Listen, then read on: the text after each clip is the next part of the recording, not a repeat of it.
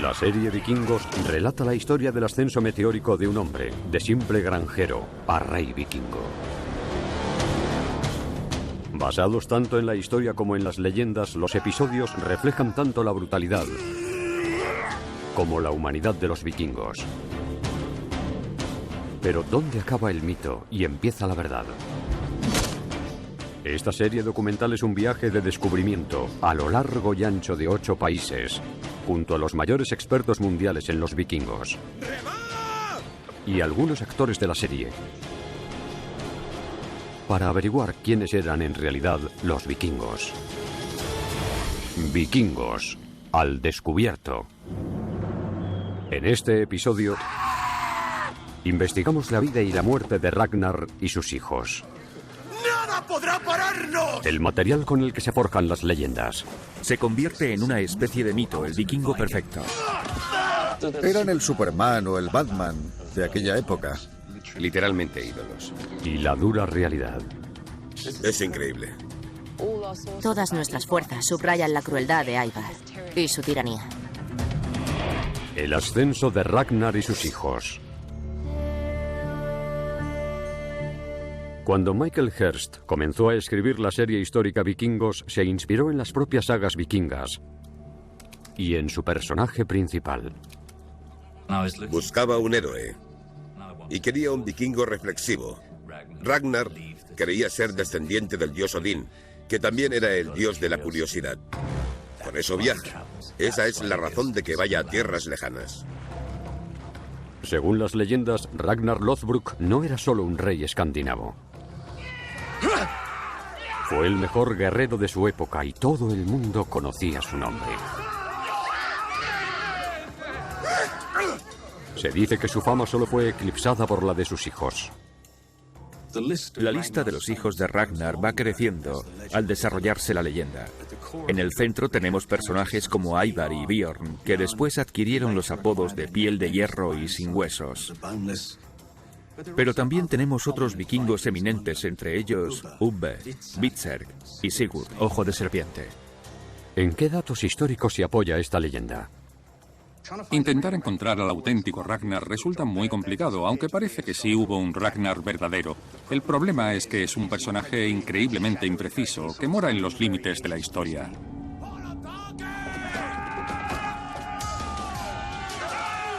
En el siglo IX, los monjes franceses que describieron el saqueo de París del año 845 identificaron a un vikingo llamado Ragnar como jefe del ataque. Aparece en las crónicas, aunque en realidad solo mencionan su llegada y por lo general su muerte. Es un hombre con muchas muertes. Es posible que se refieran a distintos hombres, no estamos seguros, pero parece que hubiera un personaje al que todos esos escritores cristianos querían ver muerto, porque para ellos, era un diablo, una bestia monstruosa. Para los vikingos, Ragnar es un héroe y su fama va creciendo. La reputación era muy importante para los vikingos. Ser famoso por hacer algo extraordinario pudo animar a Ragnar a atacar París, porque se suponía que era inexpugnable. Esa es la fama que querían tener los vikingos, la que les permitía ir derechitos al Valhalla. La fama de Ragnar se extendió de boca en boca por el territorio vikingo, hasta lugares tan remotos como esta colonia situada en mitad del Atlántico Norte, Islandia.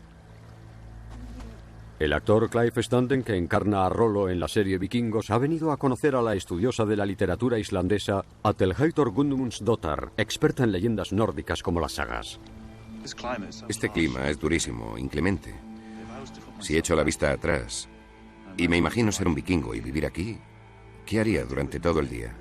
Por supuesto, se entretenían dentro de las casas contándose historias. ¿Y así nacieron las sagas? Sí. Vaya, eso resulta muy interesante. Sí. Sentarse en una casa Sí. a contar historias. Sí, sería muy agradable. ¿Qué elementos tiene una buena saga? Hace falta un héroe que demuestre que puede proteger a la sociedad, matar al dragón o luchar contra los enemigos. Eran como el Superman o el Batman de aquella época, en cierto modo, y eran modelos de conducta. Literalmente ídolos. Desde luego. Cuando vives en el filo casi todo el tiempo, tienes que creer que las cosas pueden mejorar. Y si tienes ídolos e historias, al menos puedes olvidarte de tu vida, escapar y creer que eso podría darse. Creer que debes ser valiente, como los héroes. Hay tantas sagas que mencionan a Ragnar Lothbrok que es casi como si eso fuese lo que quería el público. Como si la gente siempre quisiera oír más historias de Ragnar. ¿Creéis que las sagas tuvieron su origen en historias reales? Yo creo que todas las sagas de héroes tuvieron su origen en hechos heroicos. Y la gente empezó a hablar de esos hechos y la historia se fue haciendo mayor y más... Exagerada. Sí. Creo que como raza tenemos tendencia a la exageración. Si tú me contaras una historia, cuando yo la contara a mis amigos, le añadiría algo más. Exactamente, sí. Está claro que las historias de Ragnar, los relatos de sus hazañas, deben de haber circulado de boca en boca durante muchísimo tiempo por Escandinavia, porque desde las primeras fuentes escritas que hemos hallado, ya estaba plenamente formado en la imaginación vikinga. ¡Ragnar! ¡Es Ragnar! ¡Viva Ragnar! 3 siglos después de vivir Ragnar, los escandinavos desarrollaron por fin la escritura y dejaron constancia de las sagas. Están escritas en Islandia por unos cristianos que recordaban su pasado pagano, vikingo. La cuestión más importante es, ¿son obras de ficción histórica medieval o conservan un eco de la realidad vikinga? En la Biblioteca Real de Copenhague, en Dinamarca, se encuentra un manuscrito que no tiene precio, datado en el año 1400. Es la única copia completa de la saga de Ragnar Lothbrok y sus hijos que queda hoy en día. El arqueólogo Neil Price y Atlheitor Gudmundsdóttir han venido a verlo por primera vez. Es obvio que se ha usado mucho. Aquí se ve dónde empieza la saga de Ragnar Lothbrok. En esta versión, las hazañas de Ragnar son desbordantes. Se convierte en una especie de mito, el vikingo perfecto. Todo lo que tú hayas podido hacer, Ragnar lo hizo antes. Es casi como un príncipe azul vikingo que rescataba princesas y derrotaba monstruos y dragones y esas cosas. De los hijos de Ragnar Lothbrok se hablará mientras los hombres tengan lengua para hablar. Entonces tendrán más fama que yo, su padre. En la saga le disgusta que crezca tanto la fama de sus hijos y decide llevar a cabo una última incursión triunfal en Inglaterra.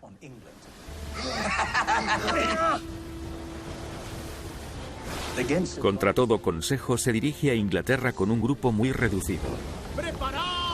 Naufraga en Northumbria. Es capturado por el rey Ela y al final es arrojado a un foso lleno de serpientes. Sus últimas palabras están aquí. Moriré riendo. Sí. Que era muy propio de un vikingo. Sí. Probablemente es lo que hizo de él el héroe definitivo. Pero esto solo es ficción. Se supone que diría esto. No había nadie allí con papel y lápiz. Así que esto es más o menos lo que ha llegado a ser la historia de Ragnar. Un cuento inventado del todo. Las sagas son historias que pasaban de boca en boca, exageradas sin duda, modificadas, adornadas, pero aún así hablan de personas que vivieron de verdad. ¿Quién quiere ser rey? La historia de Ragnar sobrevivió todos estos siglos y ahora inspira la serie. Lo que más le habría gustado a Ragnar, al auténtico Ragnar, es saber que hablábamos de él, después de tantos años. Eso es el éxito. El oro está bien, pero cuando muere se acaba. La fama dura para siempre. Para un vikingo, esa era la motivación final. Pero las hazañas de Ragnar y su fama serían eclipsadas por las de sus propios hijos. Ragnar está muy enfermo y podría morir. Los hijos de Ragnar Lothbrok serían, según las leyendas, todavía más grandes que su padre. ¡Nada podrá pararnos! Vikingos al descubierto.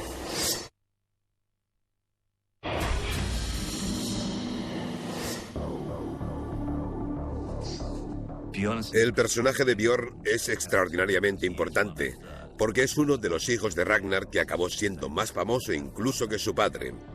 Y se hace más decidido, un poco más frío y más terrible.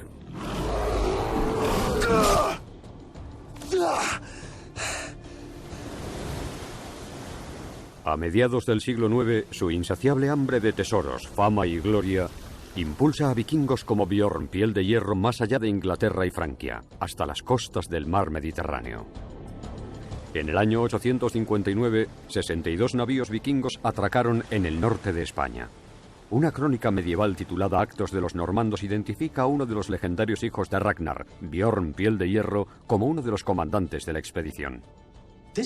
Este documento menciona explícitamente a Bjorn como hijo de Ragnar. Y también nos da su apodo.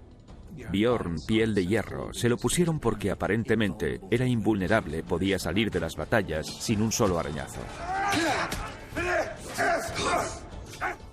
Está claro que es un líder vikingo muy hábil y muy temido. Después de años de pillajes en Francia, Bjorn mira hacia el sur en busca de nuevas oportunidades. Parece un camino, y esto un mar.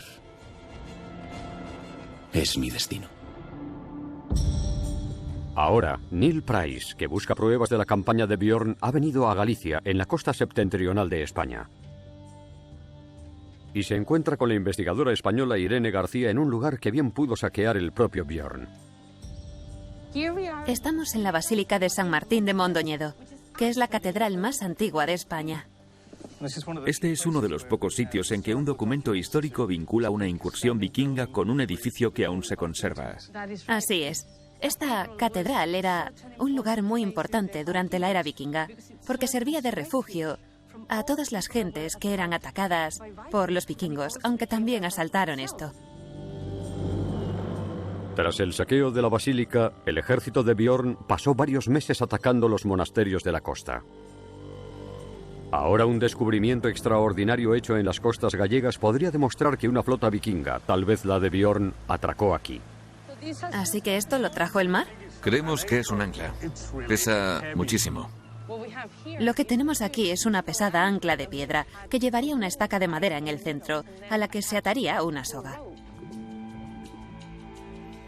Con las tormentas han llegado a las playas 4 anclas distintas, además de estas piedras que se cree pueden ser lastre de los barcos.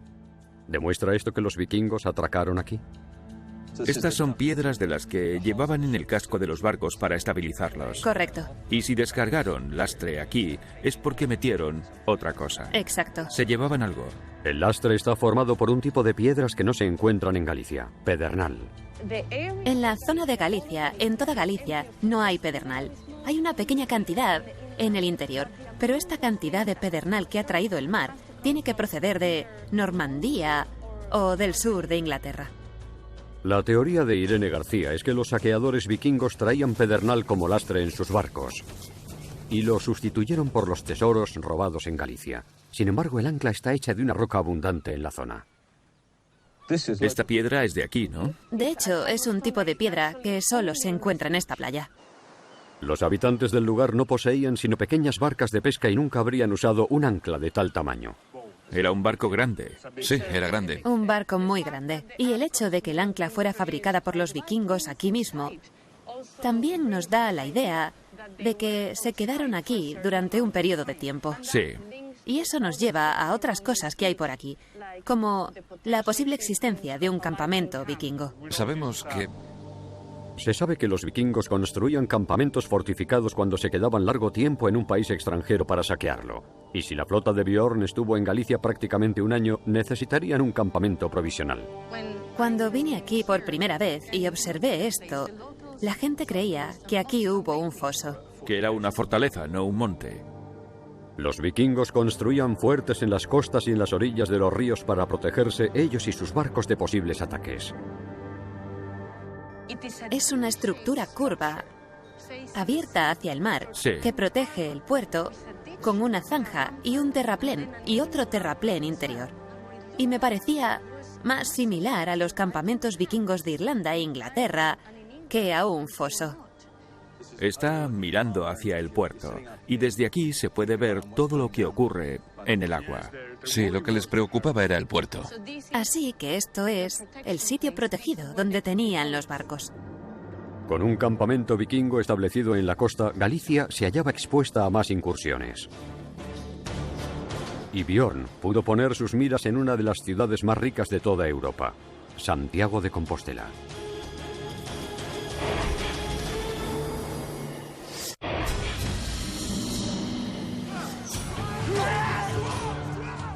En el año 859 los vikingos, dirigidos por Björn Piel de Hierro, asolaron la costa de Galicia, hoy en día parte de España. Según fuentes históricas, Björn se fijó en la ciudad gallega de Santiago de Compostela. Una ciudad santa repleta de tesoros, un lugar al que llegaban peregrinos de todo el mundo cristiano. Esos peregrinos llevaban ofrendas al altar. Dejaban tesoros, un botín muy atractivo para los vikingos.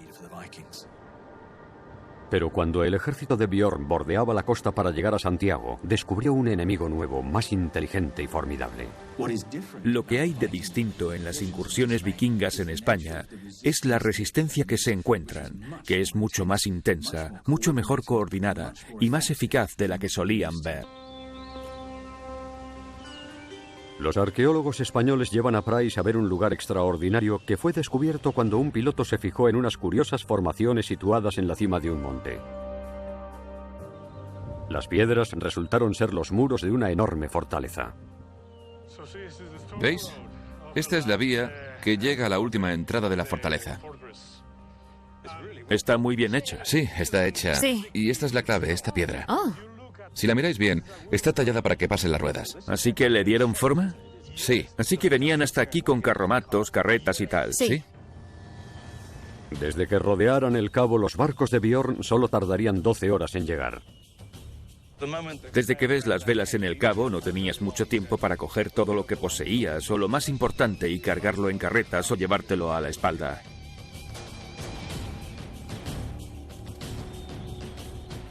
Esta es la entrada principal y este es el muro, de 2 metros de grosor. En esta zona se protegían contra los vikingos. Y es tan grande que cabrían todas las comunidades de la costa aquí, con sus pertenencias, sus animales. ¿Y cómo conseguían agua? En este lado había un manantial. Así que había una fuente de agua aquí arriba. Sí, sí, el sitio está muy bien elegido. La excavación también descubrió los cimientos de una torre de vigía, una parte vital de la defensa. ¿Qué altura tenía? Nuestro arquitecto calcula que tendría unos 3,5 metros. Así que era un edificio muy alto. Sí. Y lo que nos da la clave, lo que nos interesa, es la fecha. Sí, data de finales del siglo VIII o del siglo IX. Eso significa que esa torre de vigilancia funcionaba cuando la flota de Björn se acercó a las costas gallegas. ¡Caramba! Mirad eso. Es increíble. Este es el mejor sitio para entender por qué escogieron este lugar. Vaya. Es fácil imaginarse lo absolutamente aterrador que sería estar mirando Finisterre y ver todos esos barcos que venían hacia ti. 100 barcos acercándose. Con todos esos muros, también parecería impresionante desde abajo. Sí. Los vikingos tuvieron que tomar una decisión. Si atacaban este sitio, se iban a encontrar en un ambiente muy hostil. Tenían que pensar si valía la pena. Sí. Sí. Intentar subir ahí. Los documentos históricos no dicen nada del sino de esta fortaleza durante la campaña de Björn en el año 859. Pero su flota tuvo que pasar por aquí para acceder a la ría de Arosa y entrar en ella para llegar a Santiago. Y ahí es a donde llevan a Price, Irene García y Manuel Gago. Estamos llegando a la zona del puerto. Sí. Sí. Estamos en un sitio muy especial porque es donde acaba Galicia y empieza el mar. Esta es la puerta a Santiago, ¿no? Sí. Cuando los vikingos llegaron, tenemos descripciones de más de 100 naves obstruyendo este río. Y te puedes imaginar este pequeño puerto lleno de barcos, porque es el mejor sitio para ellos, ¿no? Este era un punto tan importante que en la Edad Media los obispos lo llamaban la llave del reino de Galicia.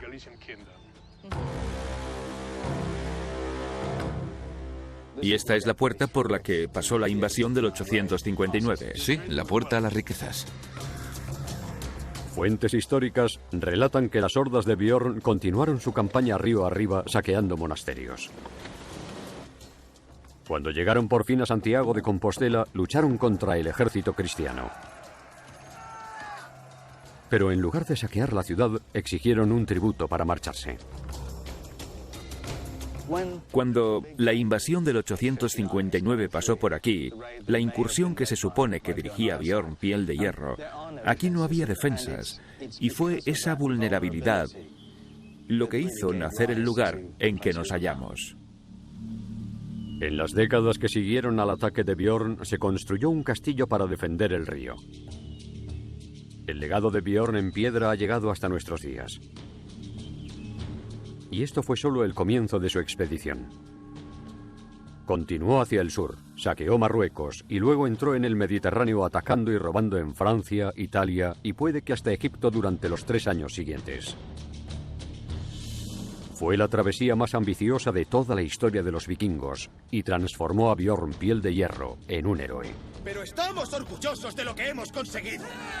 ¿Pero quién es nuestro rey? Según algunas leyendas, Bjorn fue el fundador de una dinastía de reyes suecos que duraría 10 generaciones. Pero esas mismas leyendas hablan de un líder vikingo aún más aterrador que Bjorn. Su hermano, Ivar sin huesos.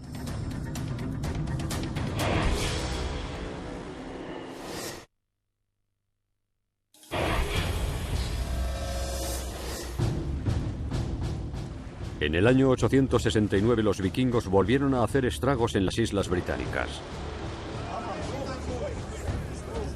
llenando sus naves de tesoros robados y esclavos.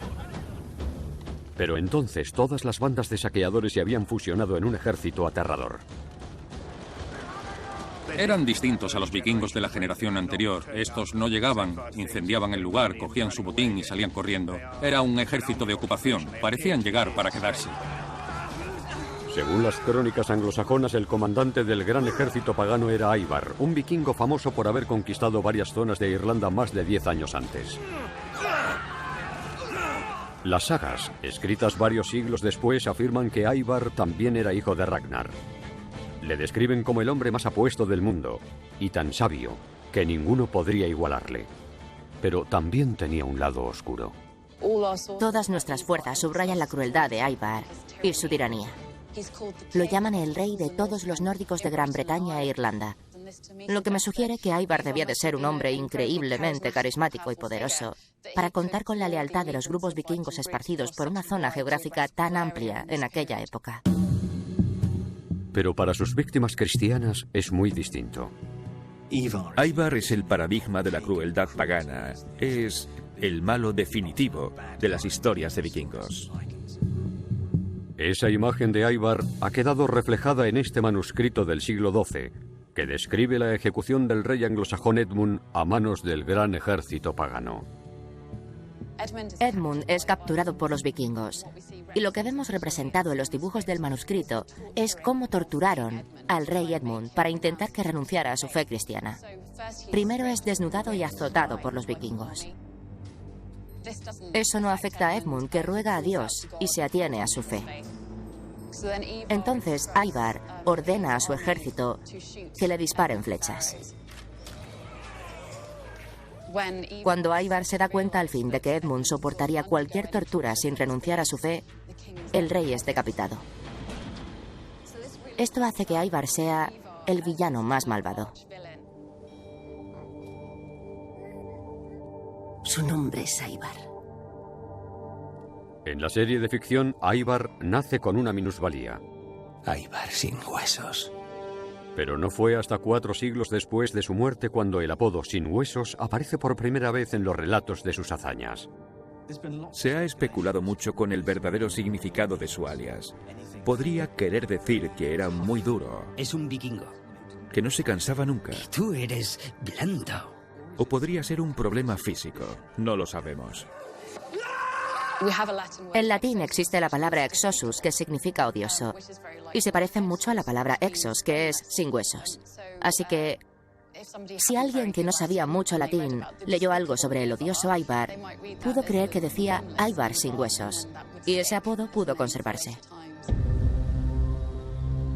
La historiadora Claire Donhan es una de las mayores expertas mundiales en Ivar sin huesos.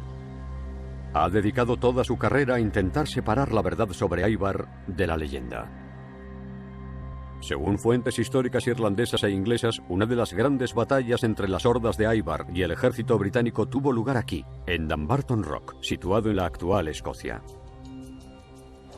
¿Puedes decirnos por qué es importante este lugar?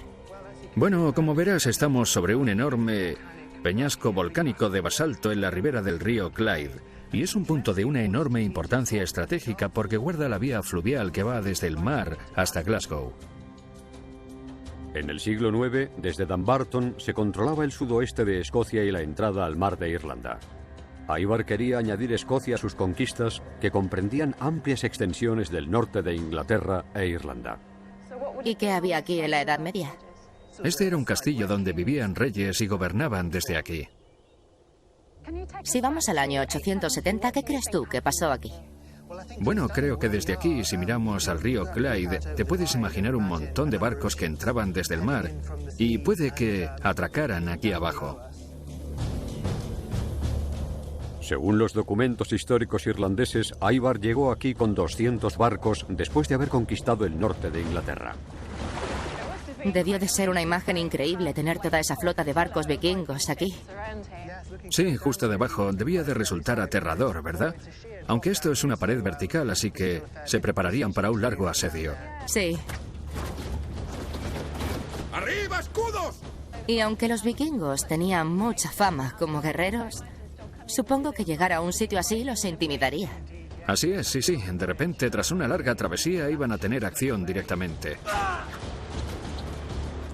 Los primeros ataques de Ivar no consiguieron abrir brecha en la defensa, pero los vikingos se instalaron allí y las semanas se transformaron en meses. El propósito de sitiar esta fortaleza sería asegurarse de que no recibía provisiones por tierra ni por mar, así que supongo que tendrían barcos anclados a ambos lados. Sí, supongo que rodearían esto de modo que los habitantes, como has dicho, no pudieran reabastecerse y tendrían que vivir de... Solo contarían con lo que tenían aquí dentro. 4 meses después, los vikingos por fin consiguieron entrar y vencer a los defensores.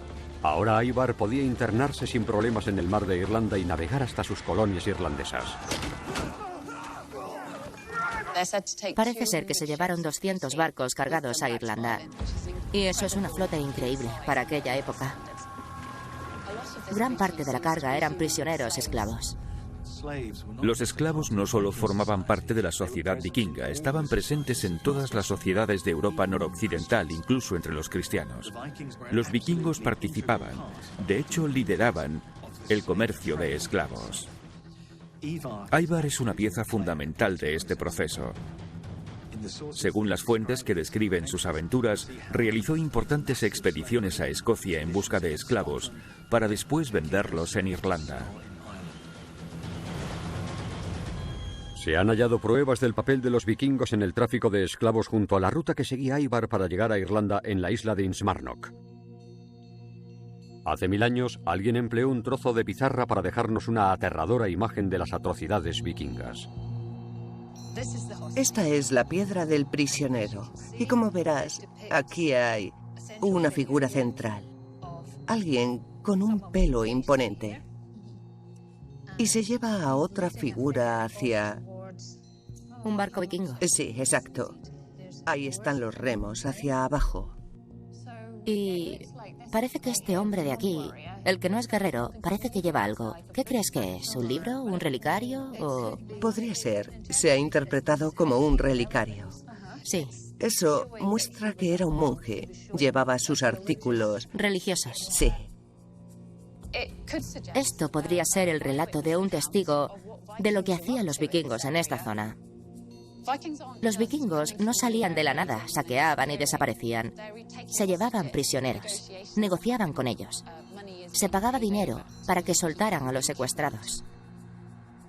Así que resulta muy tentador vincular las imágenes de la piedra del prisionero con las actividades de Ivar en el norte de Gran Bretaña, en concreto con el asedio y saqueo de Dumbarton Rock en el año 870.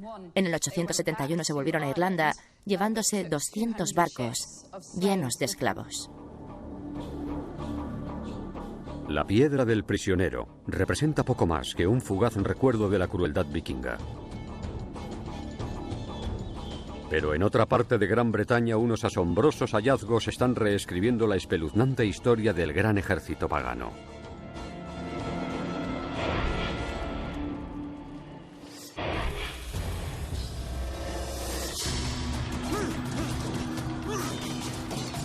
En la década del 870, Ivar participaba en las incursiones del gran ejército pagano que saqueó Irlanda.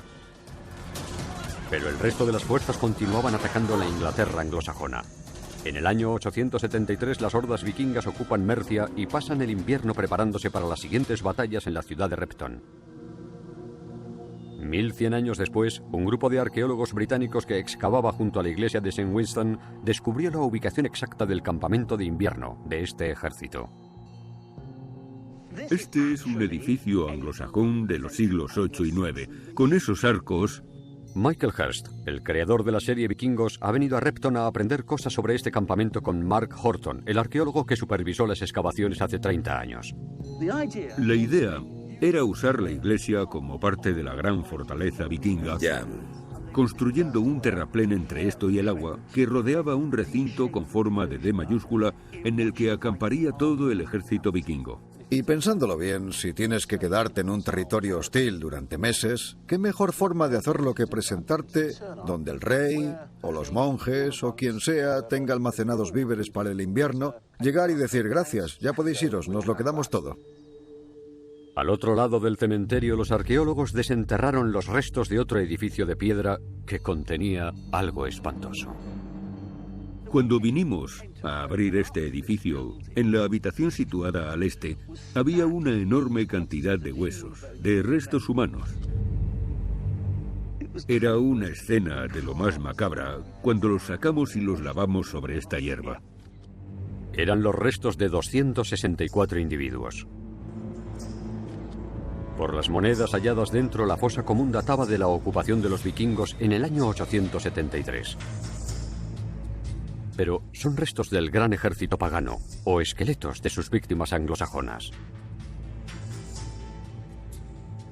30 años después de su descubrimiento, la arqueóloga Kate Jarman usa nuevas técnicas para llegar al fondo de este misterio.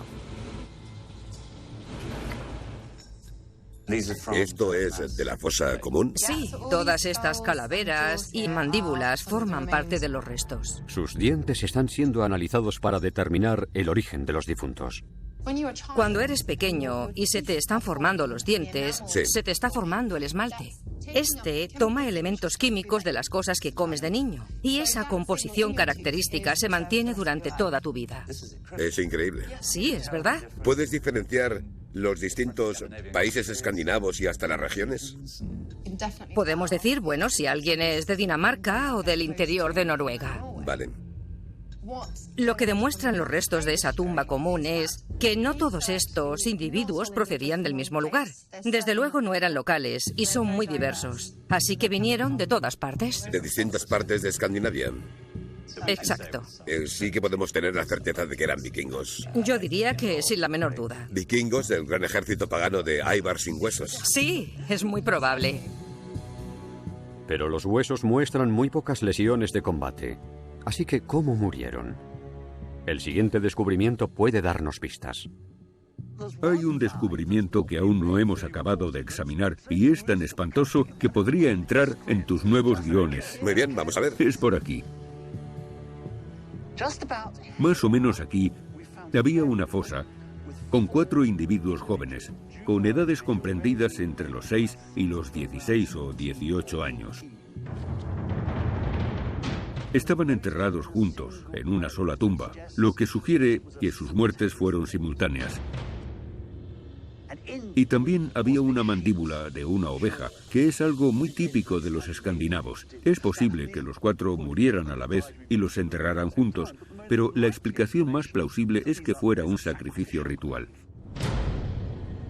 ¿Qué llevó a los vikingos a sacrificar niños?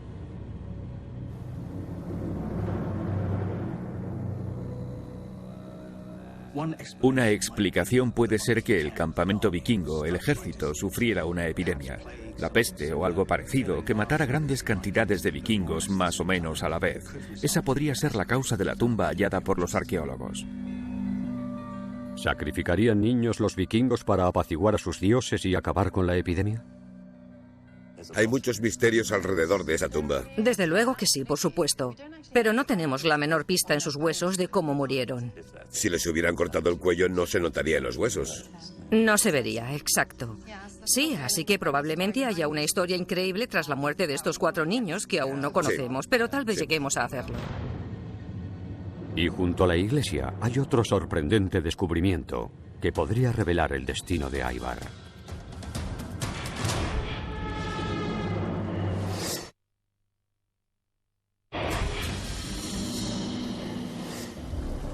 A su regreso a Irlanda en el año 871, Ivar desaparece de los documentos históricos irlandeses y anglosajones hasta el 873, cuando se escriben informes de su muerte. Pero el lugar y la forma de su defunción son aún un misterio. La solución al enigma podría hallarse en una tercera tumba descubierta en Repton, donde acampaba el gran ejército pagano en la época de la muerte de Ivar. Ahora mismo estás sobre el punto donde estaba la tumba de un guerrero vikingo. Fue un hallazgo increíble, donde había un individuo de gran tamaño, enterrado con una espada vikinga a su lado. ¿Quién podía ser este guerrero? Existe la posibilidad de que hubiera un gran líder vikingo, un rey llamado Ivar sin huesos, de cuya muerte no tenemos datos precisos. Pero según un documento irlandés, tuvo, yendo con el gran ejército, una muerte horrible en el año 873, lo que le situaría aquí en Repton. Ya. Así que es posible que sea el tío que estaba enterrado ahí. Uno de los hijos de Ragnar Lothbrok. Exactamente, Ivar sin huesos. Todo esto procede de una sola tumba, la tumba del guerrero que había junto a la iglesia. Gareth Williams y Michael Hurst examinan los objetos enterrados con el guerrero. Puedes ver lo que pesaba una espada vikinga. Vaya, esto mola mucho. Coger una espada vikinga. Es increíble pensar que una de las últimas personas que tuvo esto en sus manos fue el vikingo que la depositó en la tumba. Es genial. Solo los vikingos notables eran enterrados con sus armas. Otra cosa que podemos saber de él es algo sobre sus creencias, porque aquí tenemos esto, el martillo de Thor que llevaba al cuello, y eso es una declaración clarísima de su fe. El guerrero era pagano, como Ivar. Ivar era el pagano típico, resuelto a no convertirse al cristianismo. De hecho, quería torturar a los cristianos. ¿Y cómo murió este guerrero? El examen de su esqueleto revela que su cráneo fue perforado con una lanza 2 veces. Su brazo casi amputado. Y una pesada hacha dio el golpe definitivo. Hubo otro hallazgo muy interesante dentro de esta tumba, un colmillo de jabalí. La persona enterrada murió casi con toda seguridad de un fuerte golpe en la parte alta del muslo, que estaba casi cercenado. La pierna estaba en la tumba, pero el colmillo de jabalí podría sustituir otra cosa. Sí, vale. En un último trance de humillación, los asesinos le cortaron los genitales. Un acto innecesario, tal vez realizado por anglosajones deseosos de vengarse de su archienemigo. Así que tenemos a alguien de alto nivel y ejecutado de forma muy cruel. Sí, casi de forma ritual, ¿no? En efecto, esto es... Porque le cortaron el falo y sí, le darían mucha importancia. Sí, creo que está claro que alguien le odiaba muchísimo para matarlo de ese modo. Está claro que era alguien importante. Importante, sí. Y conocido tanto por sus enemigos como por quien le enterró. Así que yo tengo una idea sobre quién puede ser. Si Ivar sin huesos fue enterrado en Repton, me pregunto si es este. Está claro que es un jefe, procede de la misma zona y vivió en el mismo periodo que alguien que era probablemente muy odiado por sus enemigos. Sí. Y que tendría una tumba muy importante. Es increíble. Espero que sea él. Sí, estaría bien, ¿verdad? Sí. Tal vez Kat Jarman no pueda demostrar sin género de duda que este sea Ivar. Muchas cosas de él continúan siendo un misterio. Es posible que en nuestro intento por comprender a los vikingos nunca sepamos del todo dónde termina la historia y empieza la leyenda. Al recrear la vida de vikingos concretos, uno mezcla inevitablemente hechos y leyendas. Hay mucho que no sabemos. Tenemos que ir reuniendo pruebas y hasta cierto punto habrá cosas en las que tú, en tus guiones, no inventarás más que los historiadores y los arqueólogos. Oh, sí, pero eso a mí me conviene. A vosotros no tanto, porque yo tengo derecho a inventarme cosas y vosotros no. Michael, nosotros somos científicos, ¿sabes? Y lo que hay ahí es muy importante. Sí. Hay un líder vikingo enterrado en este eminente lugar. Y si tú crees que es Ivar, me parece muy bien. En las sagas, en las leyendas, los hijos de Ragnar eclipsan su fama. Son recordados durante siglos como los vikingos perfectos en realidad. Si pensamos en las personas que hubo tras esas leyendas, fueran o no hermanos realmente, fueran o no hijos del vikingo llamado Ragnar, como figuras históricas, está claro que fueron muy importantes y moldearon el destino de Europa violentamente durante la época de las campañas vikingas.